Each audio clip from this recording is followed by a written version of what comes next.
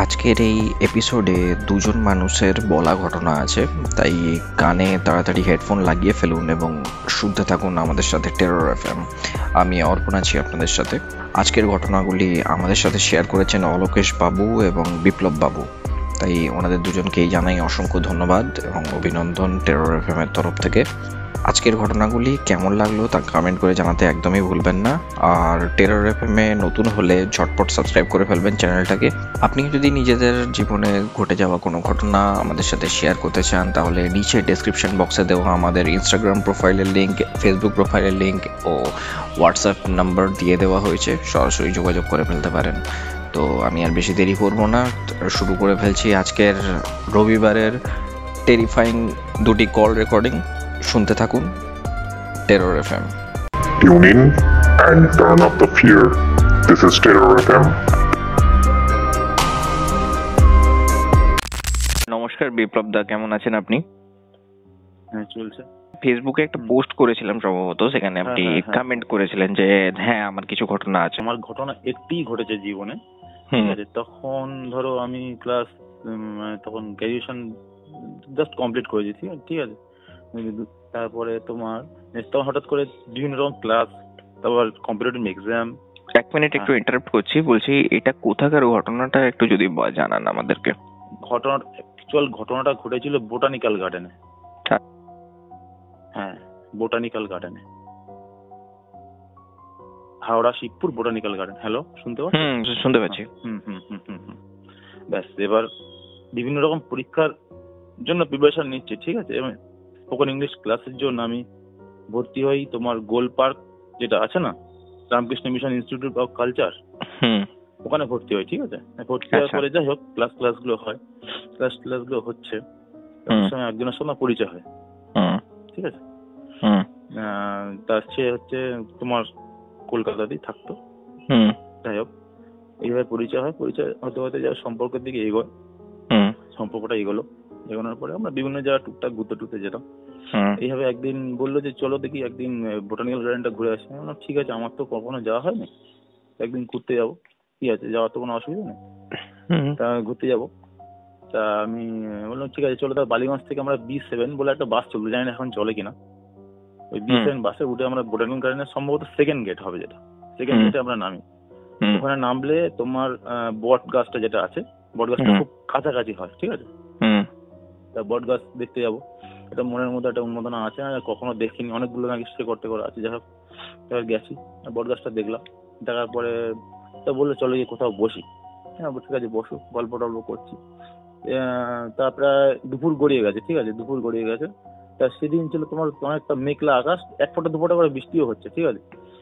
আর তোমার লোকজনও ক্রমশ আস্তে আস্তে মানে কমে গেছে, প্রায় শেষের দিকে ধরতে গেলে চলে। আমরা বসে আছি, ছাতা মাথায় দিয়ে আসতে পারে। আমার ও নিয়ে গেছিল সম্ভবত ডিম আলু দিয়ে একটা রেসিপি করে নিয়ে গেছিল, সম্ভবত ভাজা বা কিছু একটা করে নিয়ে গেছিল।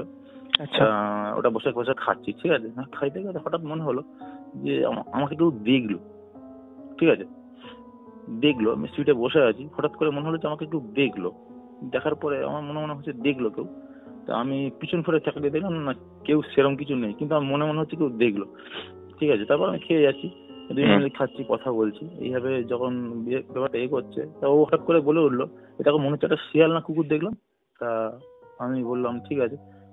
তা আমি বললাম যে না এখানে শিয়াল বা কুকুর এখানে আসবে কোত্থেকে, এখানে তো পুরো চারিদিকে নিরাপত্তা লোক চারিদিকে ভর্তি হয়ে আছে। তা বললো না এখানে কোনো একটা ব্যাপার আছে। আমি বললাম না সেরকম কোনো ব্যাপার তো নেই, চলো গিয়ে দেখে আসি। তা আমরা ওই যেখানে বসেছিলাম সেখান থেকে জাস্ট একটু এগিয়ে গেলাম, ওইদিকে অনেকগুলো পুকুর বলো বা ডোবা বলো অনেক আছে, বুঝলে তো। যখন হাঁটতে আমরা দুজনে এগিয়ে যাচ্ছি, গাছতলায় মানে গাছ টাছ আছে, এবার 3 রাস্তার একটা ক্রসিং আছে, ঠিক আছে, যেখানে 3 রাস্তা পড়বে, 3 রাস্তার মোড়, ঠিক ওখানটা আমার মনে হলো আমরা শিয়াল দেখলাম। সে যাই হোক, ব্যাপারটা ওরকম একটা ঘুরে গেছে। দেখার পরে তারপর আমরা আস্তে আস্তে কথা বলতে বলতে এগিয়ে আসি, আবার বটগাছের দিকে ঘুরে ইউটার্ন করে আবার বটগাছের দিকে ঘুরে চলে আসে। আচ্ছা, তারপরে আমরা দুজনে কথা বলতে বলতে বেরিয়ে এসেছি, তখন কিন্তু আমাদের কিছু মনে হয়নি, ওই অব্দি ঘটনাটা ঘটে গেছে, জাস্ট। এবার বাড়ি চলে আসি, বাড়িতে যথারীতি যেরকম আমাদের লাইফস্টাইল যেরকম চলছে, যেরকম খাওয়া দাওয়া করে আমিও শুয়েছি, ও হয়তো শুয়েছে। পরের দিন সকালবেলা দুজনের একই ঘটনা, মানে স্বপ্ন দুজন যেটা দেখেছি পুরো সেম একই স্বপ্নই দেখেছি। কিরকম? মানে কিরকম বলো তো? মানে আমি দেখছি যে আমি শুয়ে আছি, আমার মানে আমার মনে হচ্ছে, বা আমি চোখ খুলে দেখেছি রাত্রিবেলা, না মনে হচ্ছে যে আমি দেখছি আমার সামনে একটা জাস্ট একটা পোড়া মুখ, তার ডান চোখটা বা বাঁ চোখটা, যে কোনো অতটা মনে পড়ছে না, যাই হোক ডান চোখটা বা বাঁ চোখটা দেখছি যে সাদা হয়ে বেরিয়ে গেছে। মানে একটা মাছের মাথা যেরকম তোমার কড়াইতে দিলে যেরকম হয় না, কিছুক্ষণ পরে ভাজার পরে মাছের চোখগুলো বেরিয়ে যায় না অনেক সময়, এরকম একটা সিচুয়েশন আমি দেখছি। ঠিক আছে, এবার হচ্ছে তার যাই হোক পরের দিন আবার ক্লাসে গেছি, গিয়ে এবার যখন ওর সাথে কথাবার্তা বলছি, জানো তো এই ব্যাপার, আমি এরকম একটা স্বপ্ন দেখেছি। মানে মনে হচ্ছে না আমার মুখের ধারে কেউ শুয়ে আছে, একদম জাস্ট মুখের কাছে শুয়ে আছে, পোড়া মুখটা পোড়া। তা বলছে আমিও একটা স্বপ্ন দেখেছি কিন্তু পোড়া, মুখটা থ্যাতলানোর মতো। তা আমি বললাম দুজনে একই স্বপ্ন দেখলাম, এটা কি করে, কি ব্যাপার বলো তো? তা তখন ব্যাপারটা আমরা আরো তো গুরুত্ব দিইনি। ঠিক আছে, না না এরকম কিছু হতে পারে না, এটা ভুল ভাল কুসংস্কার, হয়তো কোনো রকম ভাবে একই ব্যাপার গল্প করেছি, সেই গল্পটা হয়তো আমাদের মাথার মধ্যে হয়তো ঘুরছিল ফিরছিল, হয়তো সেটা দিয়ে হয়তো দেখেছি। ঠিক আছে, এবার যা হোক ক্লাস করে আমি স্পোকেন ইংলিশে ক্লাস করে বাড়ি চলে এসেছি। একদিন গ্যাপ দিয়ে আমার ক্লাসটা হতো, বুঝলে তো? তারপরের দিন মানে সেদিনকে ফিরে আবার যেরকম খাওয়া দাওয়া করে শুয়েছি, ও কিন্তু তারপরের দিন আর রিপিট করেনি স্বপ্নটা, কিন্তু আমার একই স্বপ্ন আবার রিপিট হয়েছে, একই স্বপ্ন রিপিট হচ্ছে, সেম রিপিট সেম। এবার আমার ঘুমের মধ্যে ঘুম ভেঙে গেছে, আর হাত পা আমার কেমন থরথর করে কাঁপছে, মানে এতটাই ভয় লাগছে যে মানে মনে হচ্ছে পাশে শুয়ে আছে। যতবারই আমি ঘুমানোর চেষ্টা করছি মনে হচ্ছে আমার পাশে ঠিক আমার দিকে মুখ করে শুয়ে আছে। ঠিক আছে, এবার পরের দিন আমি তাকে ফোন করলাম, আমাকে যে এই ব্যাপার ঘটছে, দেখো আমার খুব একটা অসুবিধা হচ্ছে, কি করা যাবে বলতে? বাড়িতেও বলতে পারছি না, যে বলবে হাসাহাসি করবে যে এই ঘটনাটা, আমাকে তখন বলবে যে জিতু কিছু একটা বলবে। তা তখন রীতিমতো আমি তো 2012 সালের ঘটনাটা বলছি, 2012 সাল মানে এবার হচ্ছে বাড়িতেও বলতে পারছি না। ওকে বললাম, যখন বললো ঠিক আছে আমি যে বাড়িতে ভাড়া থাকি জেঠিমাকে একবার বলে দেখি, আমি জেঠিমাকে বলে আমাকে জানাও। তো জেঠিমাকে বললো, বলার পরে বললো ঠিক আছে বিপ্লবকে ডাকো একটা যাবো, এক জায়গায় যাবো। মানে কোথায় নিয়ে যাবে? এখানে এসো না, তোমাকে নিয়ে যাচ্ছি। তা আমাকে নিয়ে যাবে বলে আমাকে ওই হাজরা মোড়ে নেমে, ওখানে একটা মসজিদ আছে, যাই হোক একটু এগিয়ে গেলে হাজরা মোড় থেকে বাঁ দিকে গেলে একটা মসজিদ পড়ে, মসজিদে নিয়ে যাবে আমাকে। ঠিক আছে, এবার আমি যাবো বলে, সেদিনকে আমার ক্লাস নেই, বাড়িতে বলেছি আমার ক্লাস নেই আজকে, আমি একটু যাবো এক জায়গায়, দরকার আছে। ঠিক আছে যা, তাড়াতাড়ি ফিরে আসবে। ঠিক আছে যাচ্ছি। এবার যখন যাচ্ছি তোমার বালিগঞ্জে নামার পরে আমার অদ্ভুত মনে হচ্ছে যে আমার মনে হচ্ছে শরীরের মধ্যে কেউ লেপ বা কম্বল গায়ে দিলে যেরকম অবস্থা না, গাটা পুরোটাই ভার, বিশেষ করে পিঠের সাইডটা পুরোটাই ভার, হাঁটতে পারছি না, হাঁটতে গেলে কষ্ট হচ্ছে, কথা বলতে গেলে এখানে কথাগুলো স্লো মোশনের মতন আস্তে আস্তে হচ্ছে, কোনো দিকে তাকাতে যাচ্ছি, কোনোর দিকে তাকাতে যাচ্ছি, মনে হচ্ছে আমার স্লো মোশন, মানে পুরো স্লো হয়ে গেছে, শরীরটা অ্যাক্টিভ হচ্ছে না, কিছুতে অ্যাক্টিভ হচ্ছে না। এবার আমাদের শরীরের মধ্যে এসব হচ্ছে, আমি বিভিন্ন রকম ভগবানের নাম টাম করছি, কিন্তু কিছুতেই কিছু রিলিফ পাচ্ছি না, শরীরের মধ্যে অস্বস্তি কাজ করছে, শরীরটা প্রচন্ড ভারী, বুঝলো তো? মানে একটা পা ফেলছি আর একটা পা ফেলবো, যতবার ফেলতে যাচ্ছি মানে শরীরটা ভারী, খুব কষ্ট করে আমি সেদিনকে গেছি, দুপুর গেছি। তা জেঠিমা বললো, তা ও যেখানে থাকতো আমার যে, যাই হোক আমার সাথে পরিচয় ছিল, বন্ধু বলো বান্ধবী বলো, সে জেঠিমার সাথে দেখা করলাম। জেঠিমা বললো দেখো এখন তো সন্ধ্যে হয়নি, সন্ধ্যের পরে ওরা মসজিদে চলো, গিয়ে কি বলে দেখা যাক। আমি সন্ধ্যে ওয়েট করলাম, মসজিদে গেলাম। তো ওদের সব নামাজ টামাজ যেসব ব্যাপার গুলো আছে সেগুলো হয়ে যাওয়ার পরে এক ভদ্রলোক বেরোলেন, ওই লোক বলে কি হয়েছে? আমি বললাম এই ব্যাপার ঘটনা ঘটেছে, আমি প্রতিদিন একই ধরনের স্বপ্ন দেখেই চলেছি, ওই পোড়া মানুষ আর চোখটা খুবলানোর মতো, আমার একটা কোনো কিছু কি সমস্যা হয়েছে? তা বললো যে আমার কপালে হাত দিয়ে থেকে বললো যে তোমার একটা সমস্যা হয়েছে, তোমার ওরা যেটা বলে বাতাস লেগেছে বা কিছু বাচ্চাদের ব্যাপার। না না এরকম কিছু হতে পারে? বলে কিনা হ্যাঁ এরকমই হয়েছে, তুমি কোথাও গেছিলে সেখান থেকে ঘটনাটা ঘটেছে। আমি বললাম যে তা কি উপায় কি? বলে ঠিক আছে আমি তোমার এক কাজ করো, তোমাকে এক গ্লাস জল নিয়ে আসো। এক গ্লাস জল নিয়ে আসলো জেঠিমা, এসে পরে উনি দেখা কি সব বললো, তা বললো খেয়ে নাও। না ঠিক আছে খেয়ে নিলাম। বললো পরপর 3 দিন এসো, আমি তোমাকে 3 দিন এই জলটাকে আমি দেবো, তুমি খেয়ে নিও। ঠিক আছে। তা আমি মসজিদ থেকে বেরিয়ে এসেছি, সন্ধ্যা হয়ে গেছে। মসজিদ থেকে বেরোনোর পর একটা অদ্ভুত অভিজ্ঞতা হচ্ছে আমার, এটা হচ্ছে সব থেকে বড় জিনিস যেটা আমার অভিজ্ঞতাটা, মানে কি বলবো যেটা হয়েছে। এবার মনে হচ্ছে আমার গায়ে যে কম্বলটা দেওয়া ছিল না, কম্বলটা কেউ মানে একবার উঠে যাচ্ছে, গাটা হালকা হয়ে যাচ্ছে, এতটাই হালকা হয়ে যাচ্ছে যে আমি দৌড়ে চলে যেতে পারি। আবার কিছুক্ষণ পরে মনে হচ্ছে যে না আবার একই অবস্থা, সেম অবস্থা, আমাকে আবার ভারের মতন জড়িয়ে ধরছে কেউ, মানে সেই শরীরটা ভারী হচ্ছে। আমি এই ঘটনাটা শিল্পীকে মানে যে বান্ধবী ছিল তার শিল্পীকে আমি বলেছিলাম এই ব্যাপারে আমার মধ্যে এরকম একটা ফিলিংস হচ্ছে। তার জেঠিমাকে বললাম, জেঠিমা তখন বললো হ্যাঁ হয়তো উনি যেটা মন্ত্রটা পড়েছে বা যার জলটা দিয়ে তার হয়তো এফেক্ট হতে পারে। আমি বললাম যে ঠিক আছে। তারপর আমরা কথা বলতে বলতে জেঠিমা বাড়ি চলে গেলেন। ওখান থেকে হাজারের মোড় থেকে রাসবাড়ি পর্যন্ত অতটা রাস্তা কিন্তু আমি হেঁটে এসেছি। ওই ঘটনা বারবার ঘটছে। আচ্ছা, এই ঘটনাই ঘটে যাচ্ছে। মানে একবার শরীর ভার হচ্ছে, একবার শরীর আবার মানে যেরকম নর্মাল হয় সেরকম হালকা হয়ে যাচ্ছে, যে আমার শরীরটা ঠিক হয়ে গেছে, আমি ফিট। ঠিক আছে, আমি ওকে বলছি যে আমার এখন পুরো ফিট লাগছে। ঠিক আছে। আবার এবার আমি বাড়ি চলে আসলাম। আসার পরে রাত্রিবেলা সেদিনকার কোনো স্বর্ণ টর্ণ দেখিনি। ঠিক আছে। তার পরের দিন আবার গেছি সেই মসজিদে সন্ধ্যার সময় গেছি। সন্ধ্যার সময় যাওয়ার পরে আবার উনি বেরিয়েছেন, জল পড়া দিল দিয়ে বললেন এটা কেন, কালকে আবার আসলে মোটামুটি আশা করছি ঠিক হয়ে যাবে। আমি তখন বললাম যে দেখুন আমার তো কালকে জল পড়াটা খাওয়ার পর আমার এরকম একটা ফিলিংস হচ্ছিল। তা উনি বললেন দেখো আমি তো ভগবানের কাছে বলো আল্লাহর কাছে বলো একটা প্রার্থনা করেছি তোমার জন্য, তো তার জন্য হয়তো তার কিছুটা এফেক্ট হয়তো তোমার মধ্যে পড়েছে, তার সাথে হয়তো কখনো সে ছাড়ছে কখনো তোমাকে ধরছে, এরকম একটা ব্যাপার হচ্ছে। তা তুমি আশা করি আজকে খেলে একটু কমে যাবে। তো আজকে খেয়ে দিয়ে যখন আসলাম তখন সেদিনকে অতটা ফিলিংস আমি বুঝতে পারিনি। ঠিক আছে। তারপরে তোমার বাড়িতে যখন আসি বাড়িতে এসে তারপরের দিন ঘুমালাম, ঘুমানোর পরে সকালে উঠে দেখছি না শরীরটা পুরো ঝরঝরে হয়ে গেছে, আর কোনো শরীরের মধ্যে সে জড়তা নেই। এইভাবে তোমার তিন দিনের মতো তো গেছি, কিন্তু ওই ঘটনাটা আমি কখনো আজকে ভুলতে পারি না। বলতে গেলে তোমার মানে গায়ে কাঁটা দিয়ে ওঠে যে এই ঘটনাটা আমার সাথে ঘটেছিল। আমি কিন্তু কখনো বিশ্বাসই করতাম না যে এরকম কিছু একটা হতে পারে, জীবনে কারোর ঘটেছে। ঘটলে কারোর আমি বলতাম যে হাসতাম যে দেখ এরকম কোনো কিছু হয় নাকি, এরকম বলে কিছু আছে নাকি, এরকম তো কিছু হয় না। কিন্তু নিজের লাইফে যখন ঘটনাটা ঘটলো, কিন্তু সেটা আমি ধরুন ওই রাম বলুন সীতা বলুন বিভিন্ন রকম ভগবানের দেব দেবী বলুন সমস্ত সবাইকে দেখেছি, কিন্তু আমি কিন্তু ডাক্তার করার ছাড়িনি যে ভগবান আমাকে একটু ঠিক করে দাও। কিন্তু দেখলাম যে না, কোনোতেই কিছু রিকভারি হচ্ছে না। আমি এটাও শুনেছি যারা ওই যে লেগে গেলে না মানে মস্কা লেগে গেলে অনেক সময় যে মানুষ ঝাড়ফুঁক করে, অনেকে বলে কুসংস্কার হচ্ছে না, যাই হোক। কিন্তু এমন ঘটনা ঘটেছে যে দেখো নিজের ব্যথা লাগলে কিন্তু নিজে যেরকম ঝাড়ানো যায় না, মানে আমার নিজের লেগেছে তো আমি ভগবানের কাছে যতই প্রার্থনা করছি যেন আমার প্রার্থনা যেন ভগবান শুনতেই পারছে না। ট্রেনে বাসে যখনই যাচ্ছি আমি বলছি যে আমাকে ঠিক করে দেবো, কিন্তু হচ্ছেই না যেন। সেই ওখানে গেলাম যখন 3 দিন পর খেলাম জলটা খাওয়ার পরে সেই ঘটনাটা আমার মানে হয়ে গেছে, ঝামেলা চুয়ে গেছে। আর আমি বোরানের গার্ডেন আর দ্বিতীয়বার ভুল করে যাইনি। রাতের বেলা কি স্লিপ প্যারালাইসিস টাইপের কিছু হতো ওই ঘটনাটা চলাকালীন? না, আমি যখন ডান দিক ফিরে বা বাঁ দিক ফিরে শুতাম তখন তোমার মানে যখন ঘুমাতে হঠাৎ করে মনে হলো যে আমি ঘুমের মধ্যে দেখতে পাচ্ছি যে আমার মুখের সামনে কেউ একজন শুয়ে আছে, আমার দিকে তাকিয়ে শুয়ে আছে। ঠিক আছে। কিন্তু সেই সময় না কোনো প্যারালাইসিস কিছু ছিল না যে আমার জড়তা বা আমার হাত পা জড়িয়ে ধরছে, এরকম কিছু ছিল না।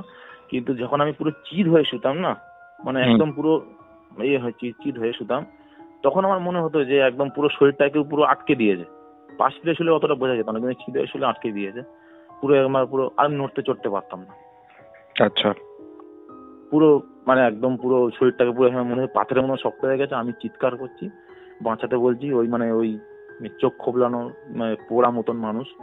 এটা এই ঘটনাটা যখন ক্রমশ যখন সময় যায় হয়তো আস্তে আস্তে ব্যাপারটা হয়ে যায়। তাই পরে যখন আলোচনা হতো জেঠিমা বা শিল্পীর সাথে, হয়তো জেঠিমা আমাকে বলেছিল যে দেখো বোটানিক্যাল গার্ডেনে বা অন্য বিভিন্ন জায়গায় অনেকে যায় তারা হয়তো প্রেম করে, হয়তো তাদের হয়তো সাকসেস পায় না, তারা হয়তো আত্মহত্যা করে, হয়তো তুমি যাকে দেখেছো হয়তো তাই গেলে সে পুড়ে মারা গেছে বা কিছু একটা হয়েছে, প্যারানরমাল কিছু একটা ঘটেছে তার সাথে, তার জন্য হয়তো তুমি তাকে দেখেছো। সেই যেভাবে মারা গেছে তাকে তুমি দেখেছো। আমি বললাম জেঠিমা এটা আমার খুব মানে অনেক দিন মানে 7-8 দিন মতন আমার মানে লাইফকে পুরো করে দিয়ে গেছে, তছনছ করে দিয়ে গেছে। আমি ঘুমাতে পারতাম না রাত্রিবেলা, সারাদিনের মধ্যে কেমন একটা মানে ঘোর লেগে থাকতো। আমি কিন্তু ড্রিঙ্ক করি না, তা সত্ত্বেও মনে হতো আমি ড্রিঙ্ক করে হাঁটছি, মানে পা নড়তো চড়তো মানে এরকম একটা ভার। বাবা বলতো যে কি ব্যাপার তোর কি হয়, জানলাম না শরীরটার মধ্যে কেমন একটা হচ্ছে। বাবাকে বললে বাবা তো বলবে যে তুই কি সব বলছিস পাগলের মতন, ওই না ওকে বলতেও পারতাম না। যাই হোক এই ব্যাপারটা থেকে যে আমি রিকভারি পেয়ে গেছি এটা অনেক বড় জিনিস। তা আমি বোটানিক্যাল গার্ডেনে যাই না। যাই হোক এবার যখন কখনো যদি বা যাই ওরকম একটা সিচুয়েশনের মধ্যে যাবো না, মানে বৃষ্টি হচ্ছে লোকজন নেই ফাঁকা জায়গা, যখন যদি যাই গ্রুপে যাবো নাহলে যাবোই না। এই হচ্ছে আমার ঘটনা। বুঝতে পারলাম। ঠিক আছে দাদা, আপনার সাথে তো কথা বলে খুবই ভালো লাগলো এবং আশা করছি টেরর এফএম এর অডিয়েন্সও পছন্দ করবে ঘটনাটা। তো আপনার কি টেরর এফএম কে কিছু বলার আছে বা আমাদের অডিয়েন্সের জন্য কিছু বলার আছে? রিসের্চ বলতে যে টেরর এফএম যেসব ঘটনা আমিও শুনছি, আমিও ফলো করছি, ঘটনাগুলো খুবই ভালো। ঠিক আছে, শুনছি ঘটনা, একজনের জীবনে তো একরকম ভাবে ঘটনা ঘটে, আমার জীবনে যেটা ঘটেছে সেটুকুই বললাম। প্রত্যেকের ঘটনাটা ঘটুক, কিন্তু অনেকে আছে যে ভুলভাল কমেন্ট করে, হাসে বা এটা, কিন্তু এটা কমেন্ট করার থেকে অনেক সময় কি জীবনে ঘটে, কিন্তু না ঘটলে মানুষ বা বলবে বা কেন না, প্রত্যেকে শুনুক, এটাই চাই যে ঘটনাটা শুনুক, শুনলে তো অভিজ্ঞতা বাড়ে, এর থেকে খারাপ কিছু তো হবে না। Thank you terror FM, thank you, ধন্যবাদ দিতে চাই। থ্যাংক ইউ আপনাকেও দাদা, ভালো থাকবেন। তাহলে আজকের মতো রেকর্ডিংটা তাহলে এখানেই শেষ করছি। হ্যাঁ ঠিক আছে, ঠিক আছে দাদা, এখনই চলে যাবেন না, এরপরের ঘটনা শুনতে অবশ্যই আমাদের সাথে থাকুন। এরপরের ঘটনাটি হায়দ্রাবাদের একটি হোটেলের ঘটনা এবং এটি শেয়ার করেছেন অলোকেশ বাবু। তো ওনাকে জানাই আমাদের টেরর এফএম এর তরফ থেকে অসংখ্য ধন্যবাদ এবং অভিনন্দন। সাথে থাকুন, শুনতে থাকুন terror FM. Tune in and turn off the fear. This is terror FM. Hello. হ্যাঁ নমস্কার অলোকেশ বাবু, কেমন আছেন আপনি? ভালো আছি। আপনাকে হ্যাপি নিউ ইয়ারের শুভেচ্ছা এবং আপনার ফ্যামিলিকে আন্তরিক শুভেচ্ছা এবং অভিনন্দন, ছোটদের ভালোবাসা এবং বড়দেরকে প্রণাম জানাই। আমার তরফ থেকেও আপনাকে এবং আপনার পরিবারকে হ্যাপি নিউ ইয়ারের শুভেচ্ছা, অভিনন্দন, ভালোবাসা।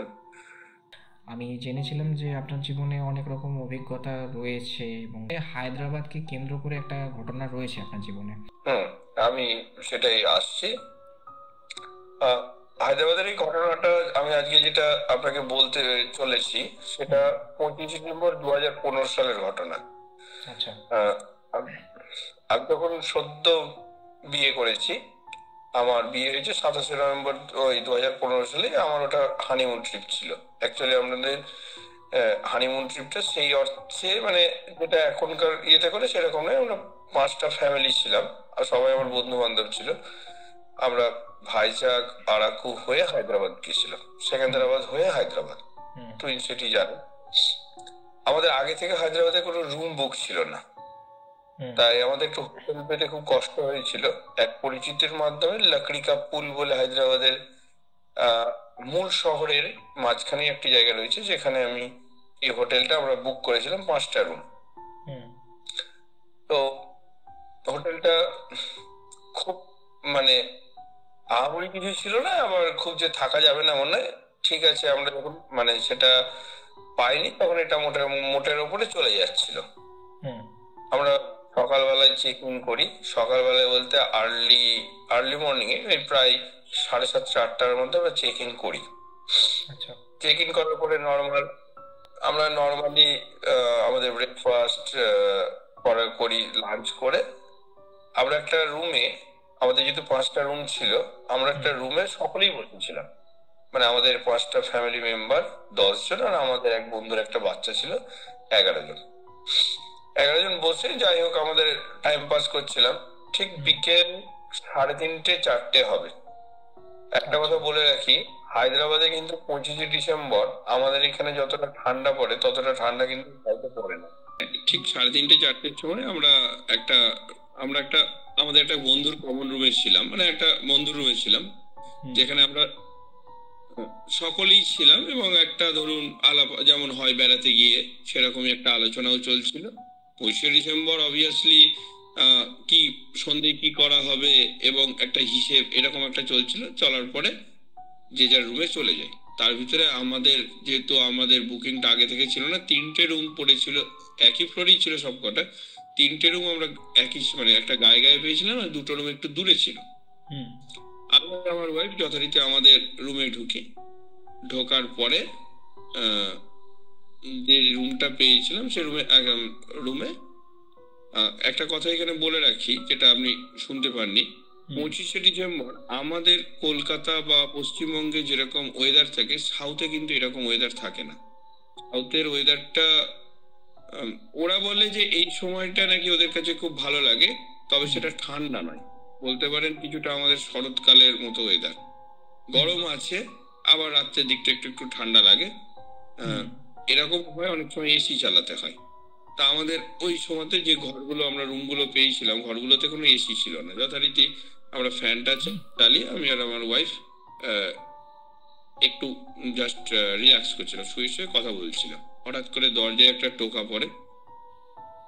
প্রথমে দরজায় টোকা পড়ার পরে কোনো কেউ কলিং বেল বাজায়নি, কলিং বেল থাকা সত্ত্বেও আমি দরজা খুলতে যাই, দেখি আমার পেছনে একটা আয়না ছিল। আয়নাটার পেছনে যথারীতি আর একটা টোকা, এবং আয়নাটা নড়তে শুরু করে। প্রথমে গা করিনি, কি আর হবে, মানে এরকম কোনো ঘটনা কোনোদিন হয়নি। তো আনলাম যে ঠিক আছে, দরজা খুলে দেখি কেউ নেই। কি ব্যাপারটা বুঝতে পারলাম না। যথারীতি পার্শ্ববর্তী যারা ছিল আমার বন্ধুরা, তাদেরকে তৎক্ষণাৎ কিছু বলিনি। আবার একই ঘটনা। ঘটনার পরে তখনও কিছু মনে হয়নি। এবারে কি ছিল, প্রত্যেকটা রুমে একটা কমন মাইক ছিল। আপনার যদি কোনো সেন্ট্রালি অ্যানাউন্সমেন্ট হতো তাহলে ওই ঘরগুলোতে শোনা যেত আর কি। এরকম একটা ব্যবস্থা আমরা দেখেছিলাম। আচ্ছা, তো আমরা প্রথমে ভয় পেয়ে গেছিলাম যে কোনো ক্যামেরা আছে কিনা, যেটা খুব ভয়ের ব্যাপার ধরুন। কারণ আমরা প্রত্যেকেই বউ নিয়ে গিয়েছি, স্ত্রী ছিল, এবং মহিলারা আছে, তারা জামা কাপড় তো চেঞ্জ করবেই অবভিয়াসলি। এছাড়াও ধরুন অন্য কিছু ঘনিষ্ঠ মুহূর্তের ছবিও থেকে যায়, সেটার জন্য আমরা ভয় পেয়ে গেছিলাম। তা এই টোকা আওয়াজটা 1-2 বার হওয়ার পরে হঠাৎ করে দেখলাম আমাদের ওপরে কোনো একটা দৌড়ানোর শব্দ হচ্ছে। মানে একটা মা তার বাচ্চাকে, তার বাচ্চার গলা, একটা মানে বাচ্চার যে গলাটা হয়, কিন্তু তার ভাষাটা আমার কাছে পরিচিত নয়। সে দৌড়চ্ছে এবং তার মা তার পেছন পেছন দৌড়চ্ছে। এটাও শুরু হলো, এটাও বেশ কিছুক্ষণ চললো। এটা কিন্তু 4টে, মানে তখন এক্স্যাক্টলি 4:10 এরকম, মানে এই সময় বাইরে ভালো রোদের তেজ আছে, আপনি এমনি রোদে দাঁড়াতে পারবেন না, এরকম একটা ওয়েদার। আর আমাদের একটা জানলা দিয়ে রোদ ঢুকছে, আমি আবার সেটাকে পর্দা দিয়ে টেনে দিয়েছি। তো সময়তে কি কেউ হয়তো ওপরে আছে। এইটা অনেকক্ষণ ধরে চলতে থাকার পরে ঘরটা একটু কাঁপছিল। তখন আমার ভয় হয়েছে, কারণ এই ঘটনাটা 1-2বারে থামছে না। এরকম দৌড়ানো নিজেকে ভয় হয়েছে। তখন প্রথম যেটা করেছি, আমি আমার বন্ধুদেরকে ডেকেছি। তার মধ্যে আমার একটা বন্ধু আছে অরিজিৎ, সে এসে গোটা ঘর তন্ন করে খুঁজেছে। এবং আমি জানতাম না এটা নাকি টেকনিক না, মোবাইলের ক্যামেরা দিয়ে যদি কোনো লুকোনো ক্যামেরা থাকে সেখানে ধরা যায়, সেটা নাকি রিফ্লেক্ট করে তার কথা অনুযায়ী। আমি জানি না সেটার বাস্তবতা কি আছে। তো সে তখন যা বলছিল তখন মোটামুটি শুনছিলাম। আর আমরা দুজনে হয়ে গেছিলাম, মানে আমি এবং আমার স্ত্রীর মধ্যে প্রায় কোনো কথাই বেরোচ্ছিল না। ও তো প্রথমে সন্দেহ করছিল যে কোনো ক্যামেরা আছে। তারপরে যখন এই আয়না নড়া বা দরজায় টোকা দেওয়া বা এরকম বাচ্চা ছেলে মেয়ে দৌড়চ্ছে, এইটা হওয়ার পরে যখন হয় তখন ও মোটামুটি চুপ হয়ে গেছিল। আমরা তৎক্ষণাৎ ওই হোটেল কর্তৃপক্ষের সঙ্গে যোগাযোগ করি। এবারে যেটা দেখলাম, অ্যাকচুয়ালি সেখানে একটা ফ্লোরেই কতগুলো রুম আছে যেখানে আপনি থাকতে পারবেন। নিচে একটা রেস্টুরেন্ট, আর ওপরে যেখানে দৌড়চ্ছিল, পরবর্তীকালে আমি যখন যাই ওখানে, আপনার হোটেল কর্তৃপক্ষের একজন মহিলা মালকিন ছিল। তো উনি আমাদেরকে কোঅপারেট করলেন। উনি বললেন না, এরকম কোনো ঘটনা এখানে ঘটতে পারে না, তার কারণ হচ্ছে ওপরে দৌড়ানো কেউ দৌড়াতে পারে না।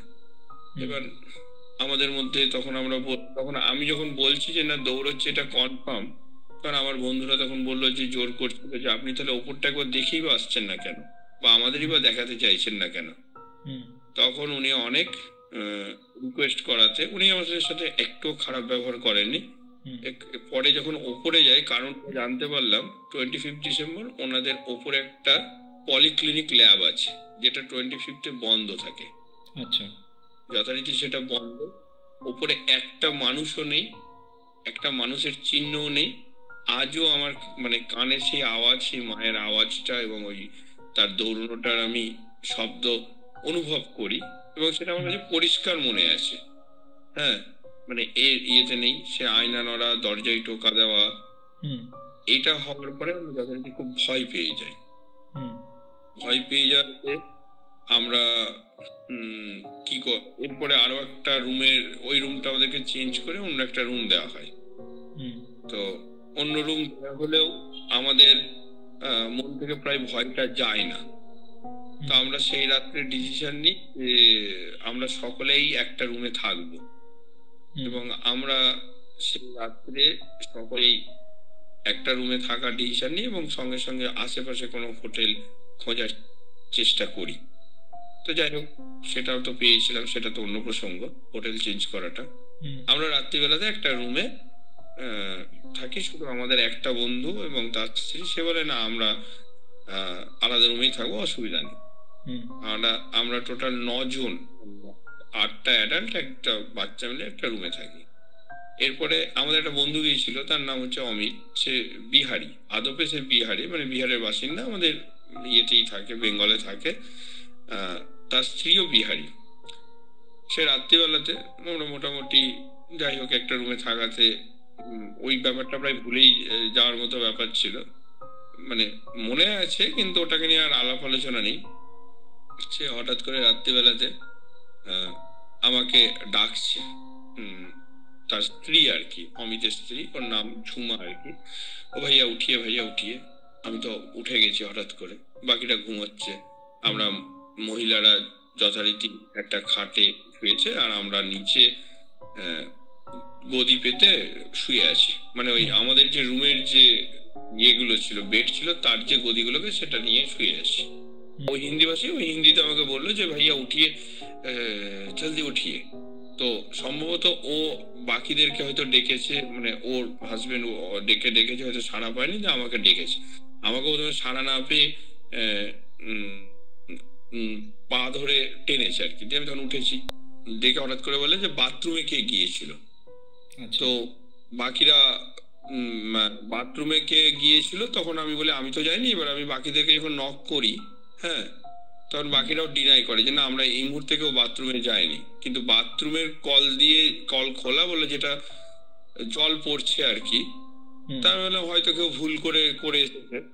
তখন ও বললো যে না, ব্যাপারটা এরকম নয়, আমি বেশ কয়েকবারই শুনছি বারবারই বাথরুমের কল দিয়ে জল পড়ছে। মানে ও আর কি যতবার বাথরুমের কল অফ করেছে পরবর্তীকালে ততবারই কল অন হয়েছে কি।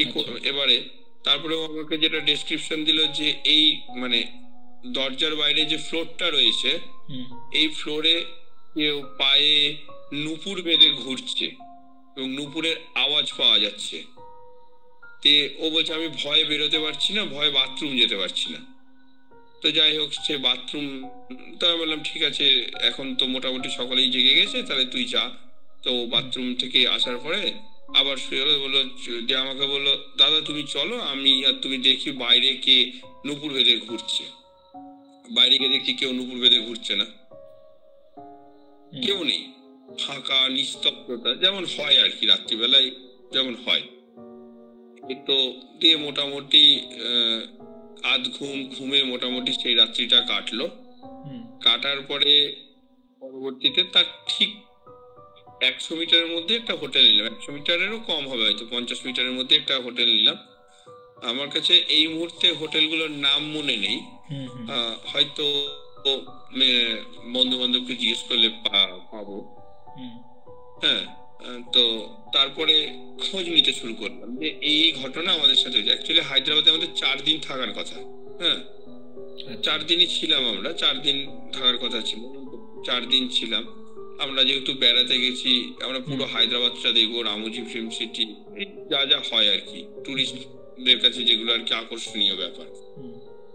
তারপরে যেটা ইন্টারেস্টিং ব্যাপার যেটা জানতে পারলাম আমি, যেটা পরবর্তীকালে আমরা সকলেই ওটাকে খোঁজ নিলাম, যে মানে লোকাল পিপলদের সাথে কথা বলে, এবং আমরা যার মাধ্যমে হোটেলটা করেছিলাম সে অ্যাকচুয়ালি আমাদের অঞ্চলের একটা ছেলে আর কি। সে ওই পড়াশোনার সূত্রে ওখানে থাকতো। তার কাছ থেকে সেও অনেক খোঁজ খবর নিল এই ঘটনার পরে। আতঙ্কিত হয়ে নিচ্ছিলাম আর কি, যে ব্যাপার, মানে যেহেতু অনেকে আছি বিভিন্ন ভাবে জানার চেষ্টা করলাম। তাই দেখলাম যে লোকরি কাপুরের ওই হোটেলেই, মানে ওই হোটেলেই ওই মানে হয় হোটেলে বা হোটেলের আশেপাশে একটা মেয়েকে, মাকে এবং মেয়েকে খুন করা হয়েছিল। আচ্ছা। এবং সেই তারপর থেকেই অনেক টুরিস্ট আমার মতোই ওই আওয়াজটা শুনতে পাই। কারণ আমরা যখন হোটেল চেক আউট করছিলাম তখন ওরা বলল আপনারা চেক আউট করবেন না প্লিজ। মানে আমি প্রথম যে হোটেলে এই ঘটনাটা ঘটেছে, আমরা বেটার সার্ভিস দেওয়ার জন্য তৈরি। তো আমাদের যেহেতু আর ভালো লাগেনি তাই আমরা চেক আউট করলাম। বলে আপনারা তো 4 দিন থাকবেন বলেছিলেন, তো হঠাৎ একদিনই কেন চলে যাচ্ছে?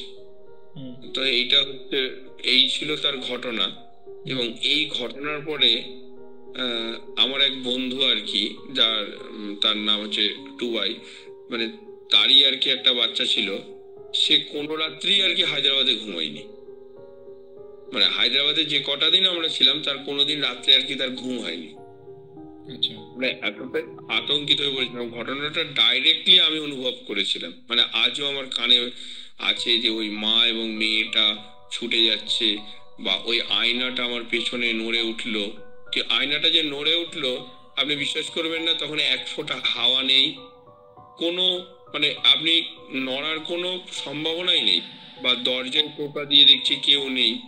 প্রথমে ভাবছিলাম হয়তো আমার কোনো বন্ধু বান্ধব ইয়ার্কি মেরে চলে যাচ্ছে, তারপরে দেখলাম ব্যাপারটা বারবার রিপিটেশনে হতে পারে না, আর সেই জায়গাটাই হয়তো ছিল না।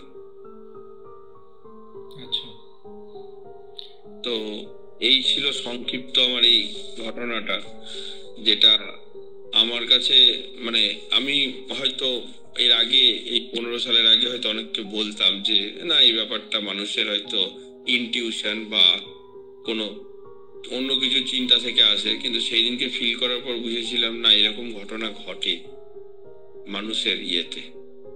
আপনার সাথে কথা বলে ভালো লাগলো। এবং আপনি কি টেরর এফএম এর মানে মেম্বারসদের জন্য বা আমার অডিয়েন্সের জন্য কিছু কি বলতে চান? হ্যাঁ, এটা একটা আমার কাছে নতুন প্ল্যাটফর্ম। আমি জানতাম না যে এরকমও কেউ আর কি কালেক্ট করে। আমি তো এটাতে বেশ মানে একটা বেশ কি বলবো, একটা খুব ভালো লাগার বিষয়টা আমার কাছে অনুপ্রাণিত বলতে পারেন। হ্যাঁ, আপনি কাজ চালিয়ে যান। আমার জীবনে যদি মানে এই ঘটনা তো আর সচরাচর ঘটে না, আমার কাছে যা আসবে যদি এরকম কোনো ঘটনার ইয়ে থাকে আমি অবশ্যই আপনাকে হেল্প করব, এবং আপনার এই উদ্যোগটাকে আমি স্বাগত জানাই। আমি সত্যি খুব আপ্লুত আপনার এই উদ্যোগে। অসংখ্য ধন্যবাদ দাদা, ভালো থাকবেন এবং শুভরাত্রি। ভালো থাকবেন আপনিও, শুভরাত্রি। এটাই ছিল আজকের পডকাস্ট। এই রকমই আরও পডকাস্ট শুনতে এই ভিডিওটির শেষে স্ক্রিনের উপরে আসা বাঁ দিকের বা ডান দিকের ভিডিওটি ক্লিক করুন।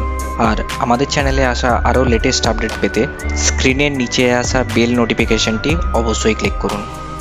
তো এখনকার মতো এখানেই শেষ করছি, ফিরে আসবো আরও কিছু ইন্টারেস্টিং ঘটনা নিয়ে। Till then, tune in and turn up the fear. This is Terror FM.